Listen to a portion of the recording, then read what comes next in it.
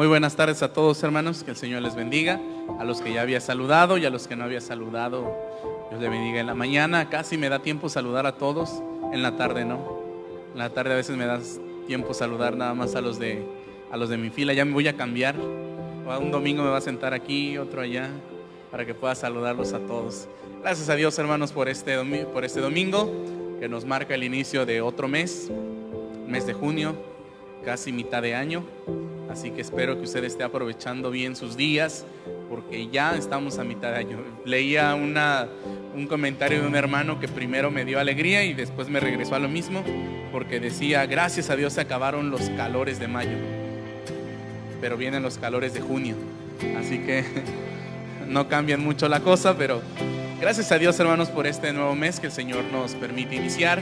Recuerde, aunque me adelante un poquito a los avisos, primer domingo de mes nos marca también la Cena del Señor.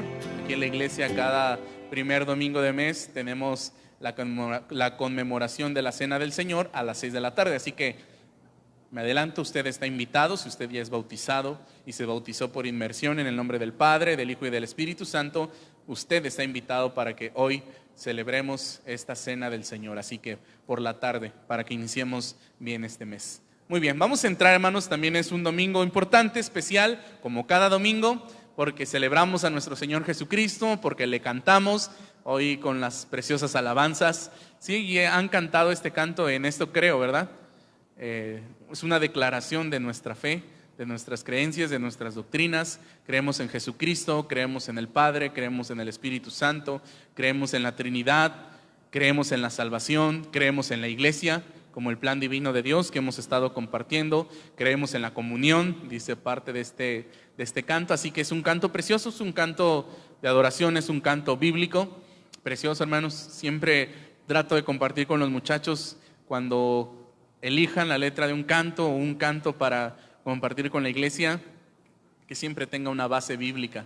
A veces nos basamos mucho en nuestros pensamientos o en nuestras emociones solamente, y no en lo que dice la palabra. Así que los cantos tienen gran base bíblica, y por eso alabamos y bendecimos a nuestro Dios. Vamos a iniciar, hermanos, una serie de temas durante este mes. Este mes de junio trae 5 domingos, y durante estos 5 domingos vamos a ver una serie de temas, de prédicas, que yo titulé Compartamos nuestra historia. Porque vamos a basarnos en historias bíblicas, hermanos. Historias bíblicas importantes, con grandes enseñanzas, que muestran, hermanos, cómo la intervención de Dios, la intervención de Jesucristo, marca una diferencia en nuestras vidas, marca un parteaguas en la historia de nuestras vidas. Vamos a ver en nuestra propia vida, hermanos, cómo desde el momento en que Cristo llega a nuestras vidas, hay una transformación total. Algo pasan cosas preciosas cuando Cristo llega a nuestras vidas. Y vamos a analizar ciertos personajes bíblicos. ¿Cuál es el propósito de esto, hermanos? El propósito es que usted se identifique con alguna de las historias. Quizá usted diga: sí, mi vida era muy parecida a esta historia, mi vida se parecía mucho a la de este hombre o a la de esta mujer, porque vamos a ver, por ejemplo, la historia de la mujer samaritana. Y usted ve, hermanos, cómo obra Dios, cómo quiere obrar Dios o cómo ya obró en su vida. Pero también el propósito es que usted se anime a contar la historia, su historia propia, porque su historia es importante, porque la historia suya vale la pena contarla, no por sus méritos, sino por lo que Cristo hizo en su vida. ¿Usted considera, hermanos, le pregunto, considera que lo que Cristo ha hecho en sus vidas es algo maravilloso?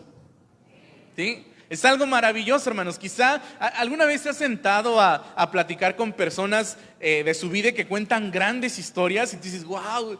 Una vez en la reunión de matrimonios platicamos de cuál ha sido la mayor aventura que han vivido como matrimonios, o qué te gustaría vivir. Y algunos empezaron a compartir algunas cosas que han vivido y tú dices: wow, órale.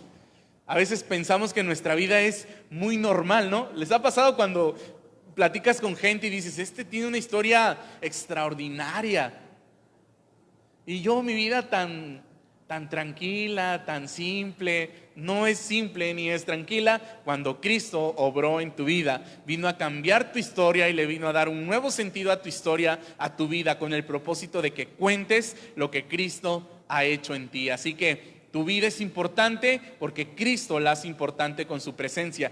Tan trascendente es la presencia de Cristo o la existencia de Cristo, que aún en la historia de la humanidad, hermanos, es un parteaguas. Aunque muchos digan, yo no lo he experimentado en mi vida, la sociedad y el tiempo se divide así: antes de Cristo y después de Cristo. Nuestra vida es algo similar: antes de Cristo y después de Cristo. Y la mejor parte, hermanos, es después de Cristo, por todo lo que representa para nosotros. Así que vamos a ver varias historias. Hoy iniciamos con la primera, que es una historia de transformación, y vamos a ver a nada más y a nadie menos que al apóstol Pablo. Todos conocemos la vida del apóstol Pablo, ¿verdad? Te vas a decir, no me prediques de eso, pastor, yo ya me lo sé todo. Sé quién era Pablo, sé cómo se convirtió, pues lo vamos a ver, hermanos. Y quizá usted se identifique con algunas situaciones de la vida del apóstol Pablo, y quizá usted se anime a contar su historia, así como lo hizo el apóstol Pablo, porque ahí en Hechos 22, Pablo precisamente ocupa su historia para defenderse, para contar cómo Cristo había llegado a su vida. Vamos a Hechos capítulo 9, hermanos, por favor. Y vamos a leer esto que usted ha leído en varias ocasiones, y si usted no lo había escuchado, lo va a escuchar ahorita, y vamos a compartir algunas enseñanzas acerca de Hechos capítulo 9, versículos del 1 al 19, la conversión de Saulo. El nombre judío de Pablo era Saulo, ¿sale? Dice la palabra del Señor en el verso 1, ya se había mencionado antes a Saulo, hermanos. La primera vez que se le menciona es cuando estuvo presenciando el martirio de Esteban.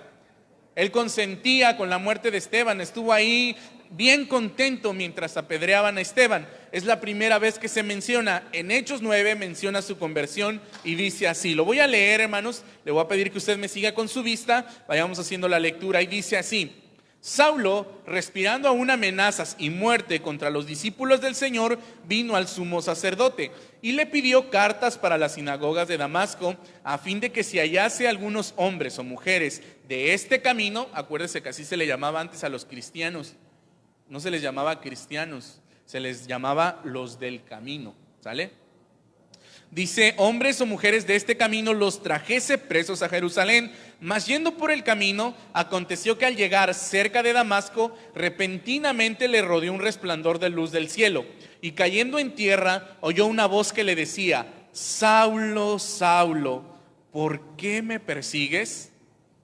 Él dijo: ¿quién eres, Señor? Y le dijo: yo soy Jesús, a quien tú persigues. Dura cosa te es dar coces contra el aguijón. Él, temblando y temeroso, dijo: Señor, ¿qué quieres que yo haga?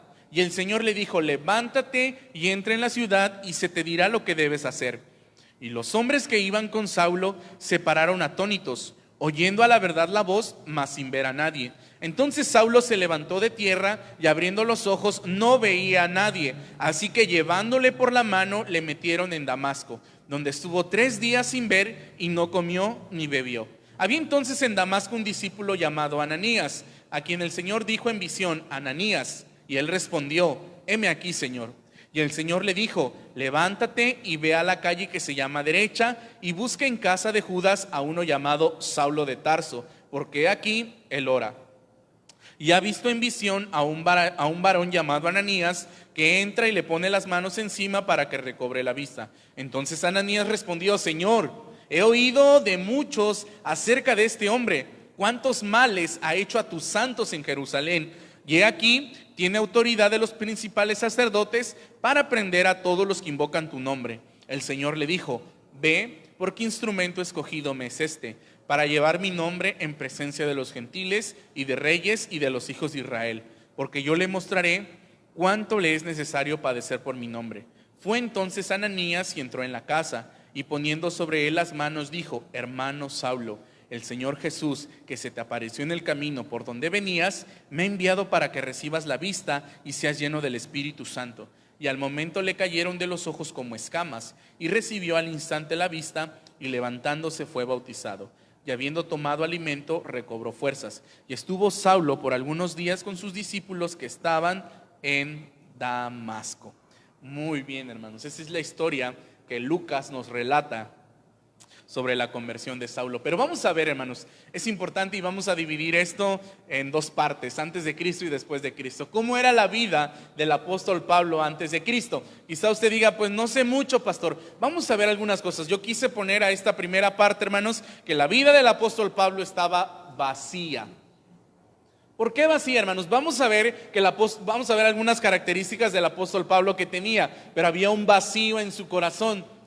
Tenía muchas cosas Pablo, por ejemplo, hermanos. Algo que tenía es que estaba orgulloso de sus orígenes. Pablo lo llega a mencionar cuando dice que todo era basura, pero al principio estaba orgulloso, hermanos, de ser judío, y no cualquier judío, judío de judíos, de pura cepa. Pero también estaba orgulloso de tener la nacionalidad romana. También tenía la nacionalidad romana. También, hermanos, era un hombre intelectual. Era un hombre con mucho conocimiento. Dominaba 4 idiomas. Hablaba griego, hablaba latín, hablaba hebreo y arameo. Estaba bien preparado. También, hermanos, estaba sumamente preparado en las escrituras. Conocía mucho las escrituras. Había estado a los pies de uno de los mejores maestros de su tiempo. Conocía y dominaba las escrituras. Tenía un trabajo, hermanos. Sabía hacer tiendas, vivía de ello, hermanos. Tenía su economía quizá de una manera estable, no batallaba en ese aspecto. Pero también estaba orgulloso y tenía algo muy importante, arraigada su religión. Era un hombre sumamente religioso. Pero a pesar de todo esto, hermanos, era un hombre que estaba vacío. Y él mismo lo dice, todo eso era basura, porque yo no tenía a Cristo. Nuestra vida, hermanos, estaba vacía antes de conocer a Cristo. La vida de las personas está vacía sin Cristo en su corazón y tratan de llenarlo con muchas cosas como trataba de llenarlo Pablo. Persiguiendo a los cristianos, defendiendo una religión. La religión, yo les decía a los hermanos en la mañana, hermanos, la religión no llena tu vida, Hay mucha gente aún buscando una religión, tratando de llenar un vacío en su corazón. La religión no llena nada en ti. Y esto he compartido y siempre se lo he dicho y no me voy a cansar de decírselo, hermanos. Debemos ser personas que experimentan el amor de Cristo y que demuestran el amor de Cristo. Si no experimentamos eso y no mostramos eso, estamos viviendo en una simple religiosidad, donde conocemos mucho, como Pablo. Pablo conocía demasiado, hermanos. Había escuchado aún quizá de Jesús. Había rechazado muchas veces a Jesús, vivía en una religiosidad. Conocía las costumbres, conocía muchas cosas acerca de la religión judía, las defendía, pero su vida estaba vacía. ¿Sabe por qué? Porque estaba lleno de odio, de rencor, de orgullo, queriendo matar gente. Eso es religión, hermanos. Yo les he compartido acerca de aquel grupo que cómo criticaba a Jesús. Defendían una religión, pero querían matarlo. Hace unos días que hablábamos y por la tarde vamos a hablar también un poco acerca de Esteban. Tremendo el caso de Esteban, Preciosas enseñanzas que vemos en la vida de Esteban, aunque es un capítulo y unos versículos que nos relatan su vida. Mientras Esteban pedía perdón por la gente que le estaba acusando, los religiosos dice que se enfurecían y querían matarlo, ya querían tirar la primer piedra. ¿Dónde estaba el amor? Cristo nos manda a amar. Cristo nos manda a mostrar misericordia. Pero a veces abrazamos más la religión, abrazamos más las costumbres, abrazamos más nuestros propios pensamientos, nuestras propias acciones, y se nos olvida que Cristo nos amó y que Cristo nos manda a amar. La religión no llena, hermanos. La religión no llena, el dinero no te va a llenar. El mundo está vacío sin Cristo, por eso buscan llenar ese vacío, hermanos, con alcohol, con drogas, sexo, con tantas cosas, hermanos, y no lo van a lograr jamás. Porque el único que llena realmente tu corazón es Cristo. Le pregunto algo, hermano, quizá usted coincida conmigo o no, pero ¿usted considera que su vida antes de Cristo estaba vacía? ¿O usted, no, pastor, yo sí tenía razón de vivir, yo estaba pleno aunque no tuviera a Cristo en mi corazón? ¿Sí o no, hermanos? ¿Sí estaba vacío o no estaba vacío? Sí, así estábamos, hermanos. Pablo lo dice, estábamos sin esperanza, estábamos sin Dios, estábamos muertos en nuestros delitos y pecados, estábamos bajo la ira de Dios, estábamos alejados de Dios, estábamos vacíos, hermanos. Así estaba la vida del apóstol Pablo. Quizá usted diga, pero yo tenía muchas cosas, pastor, un buen trabajo, yo tenía una buena familia, yo tenía todo. Estaba vacío. ¿Ha visto personas así, hermanos? Que tú dices, wow, mira, lo tiene todo, mira su casa, mira su carro, mira sus hijos, todos tienen profesión, todos tienen dinero, pero a veces no sabe lo que hay en su corazón, y lo único que hay en su corazón es un vacío que solo Cristo puede llenar. Así vivía el apóstol Pablo. Pero vamos a ver qué sucede, hermanos. Él iba camino a Damasco, dice la palabra. Cuando se aproximaba a Damasco, una luz celestial deslumbrante le rodeó de pronto. Cayó al suelo y escuchó una voz que le decía: Saulo, Saulo, ¿por qué me persigues? ¿Quién eres, Señor?, preguntó. Yo soy Jesús. ¿A quién le suena yo soy, hermanos? A Dios. Pablo, hermanos, a pesar de tantos años conociendo la Escritura, a pesar de tantos años, hermanos, memorizando la Escritura, porque memorizaba la Escritura, recibiendo estudios, no había conocido a Dios. No había conocido a Dios. Había conocido una religión. Cuando usted y yo conocemos a Jesús, entregamos nuestra vida a Jesús, conocemos realmente a Dios. Mientras no. Yo soy Jesús, le contestó la voz, a quien tú persigues. Levántate, entra en la ciudad y espera instrucciones. El momento más precioso que hemos experimentado usted y yo en toda nuestra vida no fue cuando nos casamos, no fue cuando nos dieron un trabajo, cuando pasamos un examen. El momento más precioso de nuestra vida es ese mismo momento que pasó Pablo, conocer a Jesús. ¿Sí o no, hermanos? ¿O cuál considera usted que ha sido el acontecimiento más importante de su vida? Cuando me saqué la lotería, pastor. Hombre, ese día. No.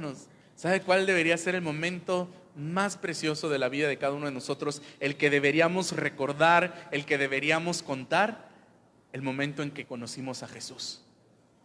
Porque nuestra vida estaba vacía y estaba destinada a la muerte. Dice la palabra que Pablo conoció a Jesús.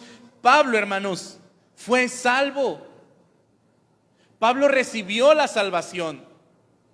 Pablo creyó y fue salvo, hermanos. Vamos a ver, y quiero compartir con ustedes estos puntos rápidos acerca de la salvación.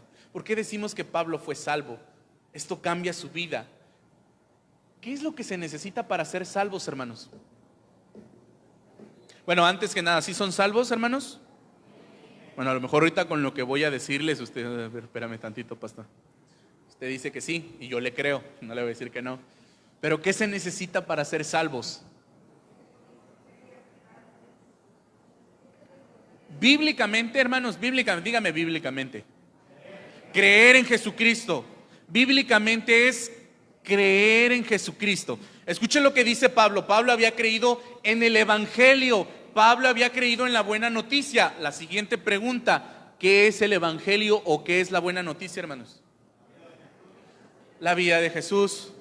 Conocer la obra de Jesucristo. Escuchen lo que dice Pablo en 1 Corintios 15. Además os declaro, hermanos, el Evangelio que yo les he predicado, el cual también recibisteis, en el cual también perseveráis, por el cual asimismo, si retenéis la palabra que os he predicado, sois salvos. Si ustedes han creído verdaderamente en este mensaje que yo les di, que yo mismo recibí, dice el apóstol Pablo, son salvos. Y si no, creyeron en vano, porque primeramente les enseñé lo que yo mismo recibí, que Cristo murió por nuestros pecados, conforme a la Escritura, y que fue sepultado y que resucitó al tercer día, conforme a las Escrituras. Creer en el Evangelio, hermanos, es creer en la vida y obra de Jesucristo. Que Jesucristo vino a esta tierra, murió por usted, fue sepultado y resucitó. Eso es creer en el Evangelio. Y eso es lo que el Señor nos pide para ser salvos. Cuando usted realmente creyó, ¿quiénes de ustedes creyeron realmente en el Evangelio de Jesús? ¿Sí? Les voy a decir cómo se va usted a dar cuenta si realmente creyó en Jesucristo. Cuando usted dice, yo creo realmente en Jesucristo, como Pablo creyó realmente en la voz que le hablaba, ¿sabe cuál es el siguiente paso, hermanos? El arrepentimiento. El arrepentimiento. Usted cree en la obra de Jesucristo y dice, yo creo que tú moriste por mí, Señor. Yo creo que tú te sacrificaste en la cruz del Calvario por mis pecados. Te pido perdón y me arrepiento de ellos. Yo le pregunto, ¿Pablo se arrepintió o no se arrepintió? Sí. ¿Cómo sabe que se arrepintió, hermanos? ¿Mande? Porque cambió su vida. ¿Se acuerda cómo era? Ahí iba a matar cristianos, odio, rencor, orgullo. ¿Sabe qué hizo, hermanos? Lo dejó atrás. Y por eso escribe, porque ya no vivo yo, sino vive Cristo en mí, porque me arrepentí. ¿Sabe que eso es el arrepentimiento? Pero ¿sabe que en la vida de muchos no hubo arrepentimiento y por eso siguen viviendo como siguen viviendo, hermanos? Siguen viviendo y siguen mandando en su vida ellos. No digo que ustedes, porque yo digo que ustedes sí se arrepintieron. Pero el creer en Cristo produce arrepentimiento. Si es cierto, Señor, veo tu vida, veo tu obra, yo no puedo seguir siendo el mismo. Te pido perdón y no vuelvo a hacerlo. Le vuelvo a decir, dejar de hacer lo que estábamos haciendo, hermanos, es muestra de arrepentimiento. No llorar. ¿Ha escuchado personas que me arrepiento y se ponen a llorar? Yo cuántas veces escuché a mi papá tomaba mucho. Y cada que tomaba, llegaba y insultaba a mi mamá, nos golpeaba, nos maltrataba, pues. Cuando se le empezaba a bajar el efecto del alcohol, llegaba con mi mamá y le decía, perdóname, me arrepiento. Pero a los 8 días otra vez estaba en lo mismo. No era arrepentimiento. El verdadero arrepentimiento no te hace llorar, te hace cambiar. Entonces, hermanos, ¿cómo te das cuenta si creíste realmente en Cristo? Porque recuerde, texto duro en la palabra, pero cierto, hasta los demonios creen y tiemblan, pero no se arrepienten. Si usted creyó en Cristo es porque hubo arrepentimiento también en su corazón. Pablo se arrepintió, Pablo no volvió a hacer lo que estaba haciendo, vivió una nueva vida. ¿Sale? Usted cree, se arrepiente y en tercer lugar, hermanos, usted le entrega su vida a Cristo. Me gusta más decir, ¿tú ya le entregaste tu vida a Cristo más que decir aceptaste a Cristo? Porque entregar tu vida te conlleva a someterte al señorío y al gobierno de Cristo. Vuelvo a lo mismo, ya no vivo yo, ahora Cristo vive en mí. Ya no soy yo el que manda, es Cristo el que manda. ¿Quién gobierna su vida, hermanos? ¿Usted o Cristo? Híjole, pastor, a veces yo no me dejo. A veces yo reacciono. ¿He escuchado personas? Es que yo reacciono, pastor. Pues entonces no has entregado tu vida al señorío de Cristo. Porque no eres tú el que debería reaccionar. Debería ser el Espíritu Santo que te controla. Y deberías someterte a lo que Cristo te pidió. Ayer en el discipulado para matrimonios hablábamos acerca del amor de Cristo. Hablábamos de cuánto distamos, hermanos, a veces en amar como Cristo nos amó. ¿Sabe qué? Algo que me quedó muy marcado es que somos el instrumento, nosotros, el instrumento que Dios usa para mostrar su amor. En términos de la pareja decíamos, deja que Dios ame a tu esposa a través de ti. Y tú dices, ¿cómo es el amor de Dios? Vamos al amor de Dios y califiquémonos cómo amamos de acuerdo a lo que Dios ama. Porque a veces decimos, hermano, del 1 al 9, ¿qué tanto se considera que usted ama? Un 8, pastor, no estoy tan mal.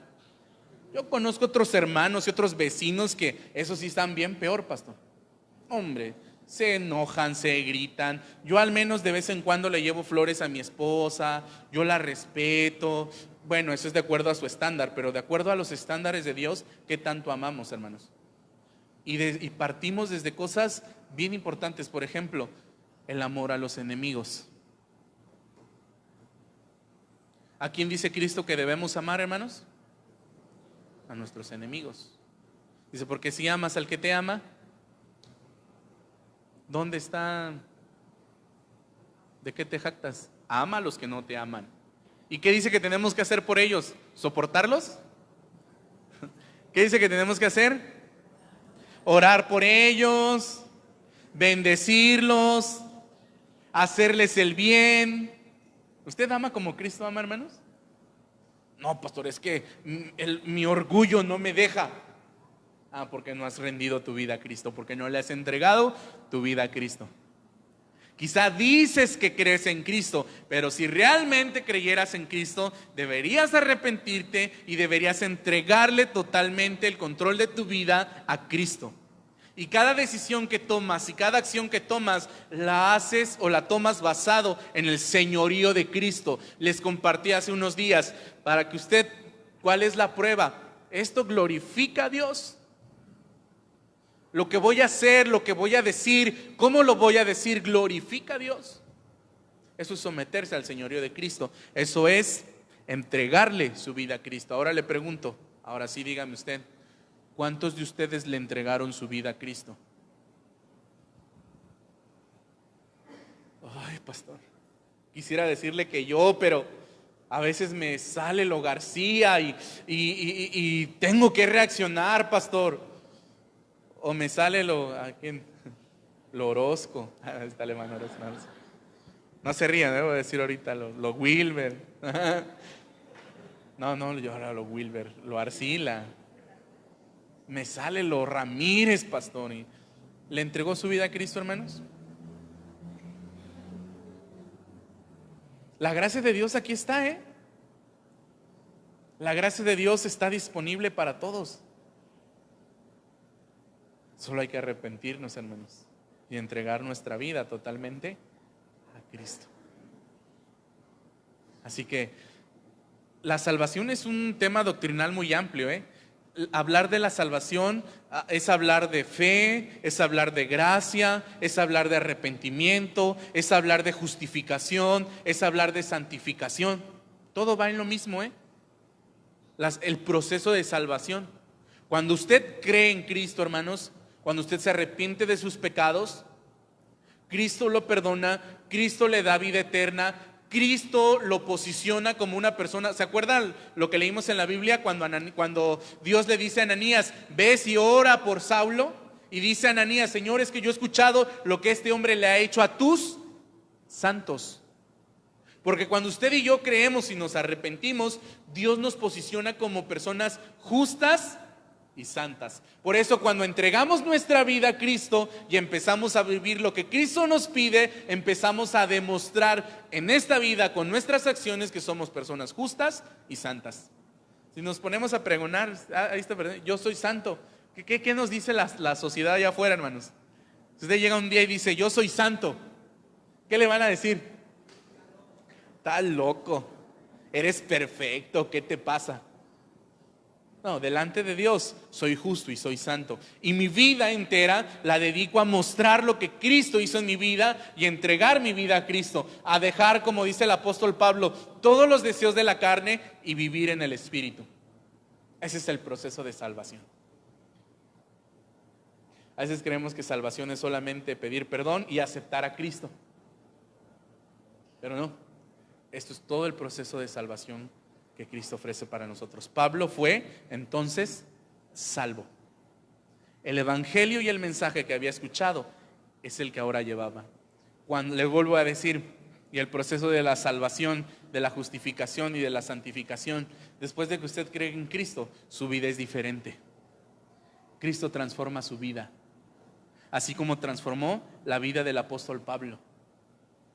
Escuche lo que sigue relatando. Había entonces en Damasco un discípulo llamado Ananías, a quien el Señor le dijo en visión, ve Ananías, y ve a la calle derecha y vas a orar por un hombre que se llama Saulo, porque ahí él está orando. Dijo Ananías, no, yo no voy. No, Señor, ¿cómo crees? ¿No has escuchado lo que le ha hecho a tus santos? Los ha matado, los ha entregado y aún aquí trae cartas para poder hacer con nosotros lo mismo. Yo no voy, Señor. Pero me encantan las palabras de Jesucristo. Y le dice, ve, porque instrumento escogido me es este. ¿Sabe qué, hermanos? Dios le estaba dando una nueva oportunidad a Saulo. Ser transformados por Cristo es aceptar y creer que Dios nos ha dado una nueva oportunidad que no merecíamos, hermanos. Creer en Cristo y experimentar la vida eterna, la salvación, es saber que Dios nos ha dado una nueva oportunidad. Dice la Biblia, como les decía hace un momento, que nosotros ya estábamos condenados, hermanos. Estábamos bien muertos, bien alejados de Dios, y Dios nos dio una nueva oportunidad a través de Cristo. Es considerar, hermanos, que somos nuevas criaturas, como decía el apóstol Pablo. Somos nuevas criaturas porque Cristo nos dio esa bendición. Dios nos da una nueva vida, Dios nos da una nueva familia. Qué precioso es esto, hermanos. Escuche lo que dice Ananías, escuche cómo lo hizo Ananías. Dice la palabra: fue entonces Ananías y entró en la casa, y poniendo sobre él las manos, le dijo: hermano Saulo. No fue, hermanos, pues voy con miedo, ¿no? A ver, ¿tú eres Saulo? Sí, es que el Señor me mandó a orar por ti, nada más déjame así de lejitos, oro por ti, y antes de que recobres la vista yo salgo corriendo, porque capaz si ves y me vas a seguir y me vas a matar. No, hermano, yo me imagino el acto, hermanos, cuando Ananías llega, lo abraza y le dice: comprendo tu situación, porque así como tú eras, yo también era, y Cristo también me dio una oportunidad, y Cristo también me perdonó así como te perdonó a ti, así que voy a orar por ti, hermano Saulo. Qué precioso cuando escucho esas palabras, ¿no? Hermano Saulo, porque así como tú creíste, así como Cristo te dio una oportunidad, me la dio a mí. ¿Y sabes qué? Ahora somos hermanos, ahora somos de la familia. Y así como Cristo me transformó, creo que Cristo te transformó y eres parte de mi familia, hermano Saulo.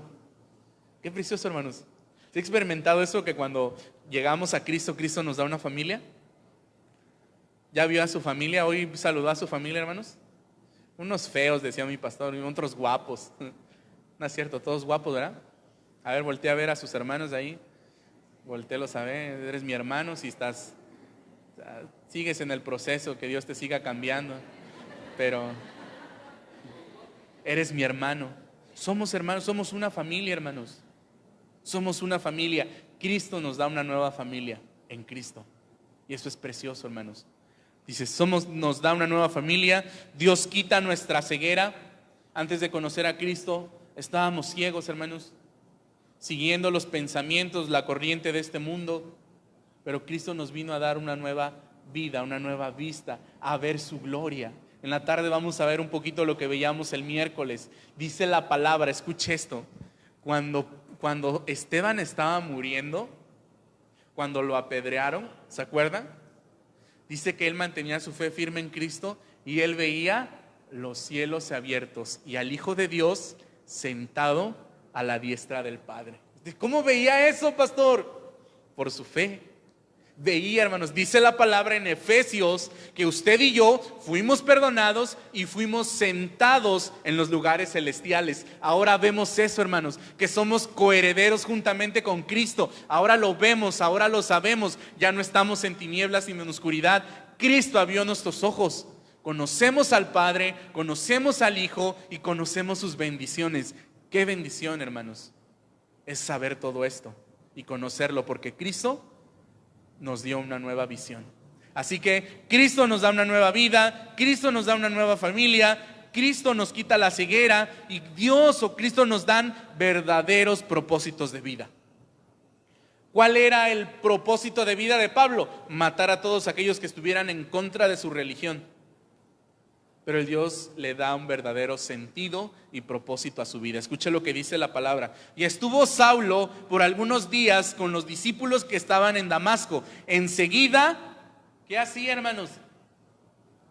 Predicaba a Cristo en las sinagogas, diciendo que este era el Hijo de Dios, contándoles lo que había visto. ¿Se acuerda que esa era una de las frases más comunes de los apóstoles? Porque nosotros no podemos callar lo que hemos visto y hemos oído, lo que hemos experimentado, cómo hemos conocido a Cristo, cómo hemos visto a Cristo resucitado, cómo hemos visto los milagros, las bendiciones, los prodigios de Cristo. No podemos callarnos. Usted y yo, hermanos, no podemos callarnos lo que Cristo ha hecho en nuestras vidas.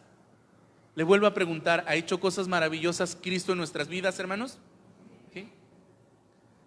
¿Cuándo fue la última vez que las contó? ¿Cuándo fue la última vez que le dijo a la gente: mira cómo era mi vida, vacía, triste, estaba yo esclavo del pecado, pero un día conocí a Cristo y experimenté la paz, la libertad, experimenté el verdadero gozo? Hoy mi vida es diferente. Tuve que arrepentirme, claro. Tuve que poner mis ojos en la cruz y poner mis ojos en Cristo y en su sangre derramada. Y cuando yo creí en eso y me arrepentí y decidí darle el control de mi vida, porque yo no tenía control sobre ella, la manera en que manejaba mi vida me estaba hundiendo y me estaba llevando al caos, pero yo decidí entregarle el control de mi vida a Cristo y ahora experimento paz, gozo, bendición. Tengo una familia, puedo ver las bendiciones de Dios. Quiero contarte lo que Cristo puede hacer en tu vida, como lo que hizo en la vida del apóstol Pablo, lo que hizo en mi vida, en la vida de mi familia, en la vida de la mujer samaritana, del endemoniado gadareno y de todas las historias que vamos a ver. Quiero contarte lo que Cristo puede hacer en tu vida. Es una de las herramientas más preciosas que tenemos, nuestra historia. Y su historia es relevante, hermanos, porque Cristo la hace relevante. Si no está Cristo en su vida, hermanos, si Cristo no hubiese aparecido en la vida del apóstol Pablo, ahorita estuviéramos diciendo: ¿y quién es Pablo? ¿O quién era Saulo de Tarso?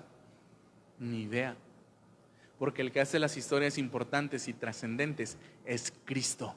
Y si usted ha experimentado a Cristo en su vida, usted tiene una historia preciosa que contar. Cómo a través de su vida la gloria de Dios se ha manifestado. Y yo lo invito, hermanos, a que usted cuente esta historia. Pablo la contó, como yo les decía, ahí en Hechos capítulo 22. Delante de todos los religiosos y delante de todo el pueblo, Pablo hace uso de su defensa contando su historia y mostrándole cómo Cristo le dio un giro a su vida y transformó totalmente su vida. ¿Sabe que Cristo quiere transformar nuestras vidas, hermanos? ¿Sabe que Cristo puede transformar nuestras vidas siempre que usted y yo podamos creer en Él, arrepentirnos y entregarle nuestra vida? Y si usted ya lo hizo, hermanos, usted tiene una responsabilidad y una bendición: contar las grandes cosas que Dios ha hecho en su vida. Vamos a orar. Padre celestial, usted conoce el corazón de cada uno de los que estamos aquí, Señor. Yo me gozo y le agradezco, Padre, como lo hago todos los días, el haberme perdonado, Señor, el haberle dado sentido a mi vida cuando mi vida estaba tan vacía, cuando lo único que había en mi vida, Señor, era rencor, amargura, coraje, soledad. Usted llegó en un momento tan especial, Señor, donde yo encontré esa paz que estaba buscando, donde encontré esa felicidad que nadie me había podido dar, donde encontré, Padre Santo, el verdadero propósito de la vida, en seguirle y en servirle, Señor. Padre, así como el apóstol Pablo, cada uno de nosotros llegamos a usted vacíos.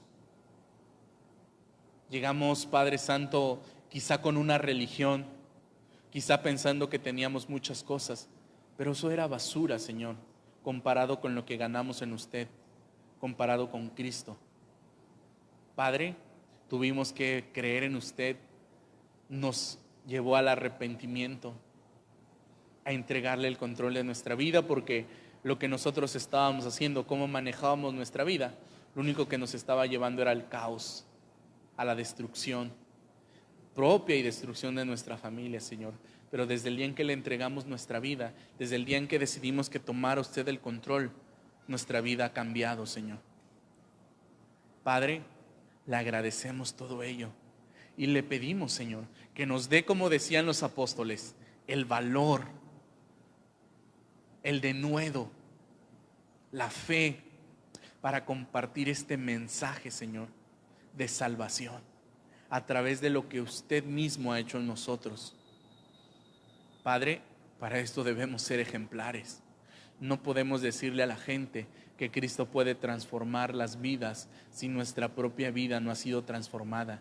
Si aún hay deseos de rencor, de odio, de falta de perdón, si aún tenemos o arrastramos vicios, Señor, si aún no podemos resolver los problemas con nuestra esposa, en nuestra familia, si sigue habiendo, Padre Santo, esos momentos donde decimos que perdimos el control, es porque realmente no le hemos dado el control y realmente no podemos hablar de un Cristo que transforma sin presentarnos nosotros como un ejemplo vivo.